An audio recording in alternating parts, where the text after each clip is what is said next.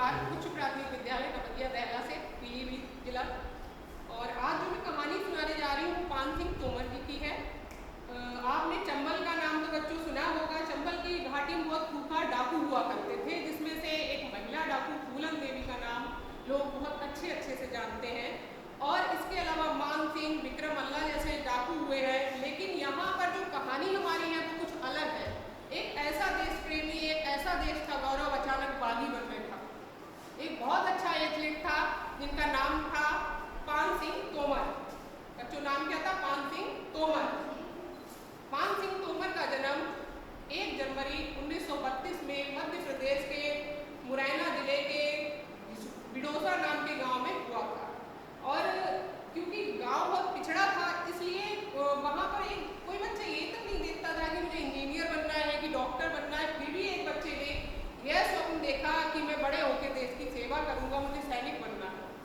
वो सपना उसके मन में ऐसा घर कर गया कि दिन रात वही देखता था। डॉक्टर कलाम ने बिल्कुल ठीक कहा है कि जो सोते हुए स्वप्न देखे वो स्वप्न नहीं होता, स्वप्न वो होता है जो सोने नहीं देता।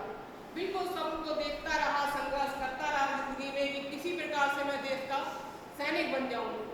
उसने ठान रखी थी कि संघर्ष तो करना पड़ेगा। बिल्कुल ठीक कहा गया है कि संघर्ष जिंदगी है, लड़ना इसे पड़ेगा। जो लड़ नहीं सकेगा आगे नहीं बढ़ेगा। इतिहास कुछ नहीं है, संघर्ष की कहानी राणा शिवाजी और झांसी की वीर रानी। कोई गायों का इतिहास क्यों पढ़ेगा? जो लड़ नहीं सकेगा आगे नहीं बढ़ेगा। और वो बच्चा बड़े होकर उत्तराखंड के सूबेदार के पद पर तैनात हुआ।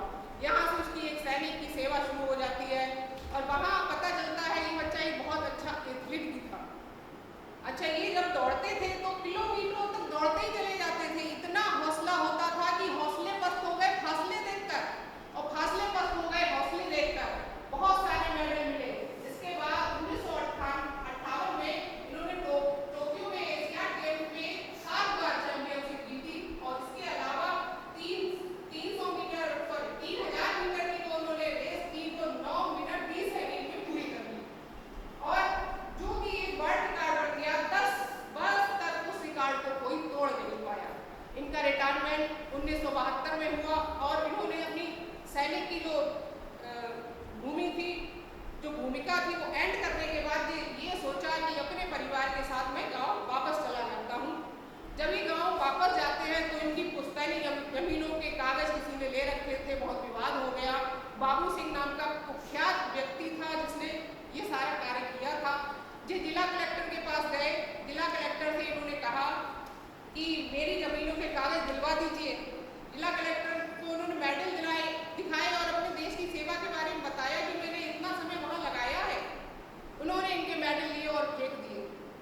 जब मेडल फेंके इनका मन बहुत द्रवित हो गया। ऐसे भाव उठे कि भाव दिल में उठे, भावना बन गए, मन में जब हो गए, कल्पना बन गए। हर दिल में उठी उस किरण को नवा, हृदय में उठी वेदना को नवा। इतनी वेदना उठी कि मैं क्या करूं।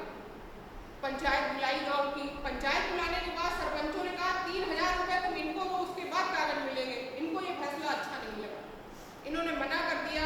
इनकी 95 वर्ष की माँ को बहुत बेरहमी से पीटा गया और हृदय द्रवित हो गया कि क्या करूं मैं, किससे कहूं। मैंने पूरा बचपन उस सपन को देखने में लगा दिया। उसके बाद मैंने पूरी जवानी अपने देश के नाम कर दी। जब मैं बुढ़ा हो गया, जब मैं अपनी जमीनों को देखने वापस आया, कोई मेरा अधिकार नहीं दे रहा, किसके सामने मैं गुहार लगाऊं। इतना द्रवित हो गया कि जब ये वापस आए और इन्होंने यही कहा, एक बंदूक कब उठी थी अपने देश की सेवा के लिए, एक बंदूक आज कब उठ रही, मुझे अधिकार चाहिए इतना। जब इन्होंने बंदूक उठाई और उसके बाद बाबू सिंह को बिल्कुल गोलियों से छन्न कर दिया, मार दिया। एक कुख्यात डाकू बन गए। डाकू बनने के बाद इतने खुखार हो गए कि सरकार ने 10,000 रुपए इनके पीछे इनाम रखा। 500 सैनिक बलों की टुकड़ी के साथ महेंद्र प्रताप सिंह नाम के एक व्यक्ति ने 1 अक्टूबर 1981 में इन्हें गोलियों से छन्नी कर दिया। हमारा देश का जो हीरा था वो आज खत्म हो गया।